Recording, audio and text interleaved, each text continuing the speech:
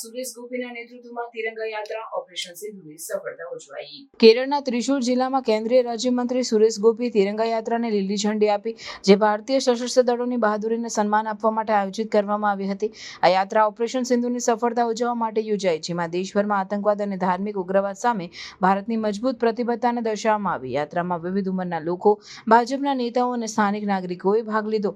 યાત્રા ત્રિશુરના નડુ વિલાલ વિસ્તારમાંથી શરૂ થઈને સ્વરાજ રાઉન્ડ અને દક્ષિણ ગોપુનડ સુધી પહોંચી હતી। ભાજપના નેતાઓ શોભા સુરેન્દ્રન અને બી ગોપાલકૃષ્ણન સહિત અનેક લોકો યાત્રામાં ભાગ લીધો। સુરેશ ગોપીએ જણાવ્યું કે ઓપરેશન સિંદૂર દ્વારા ભારતે આતંકવાદ, ઉગ્રવાદ અને ધાર્મિક આતંકવાદ સામે કડક સંદેશો આપ્યો છે। તેમણે કહ્યું કે પહેલગામ હુમલાના જવાબમાં ભારતીય સેનાએ જે પગલાં લીધા તે સમગ્ર વિશ્વ માટે ચેતવણીરૂપ છે।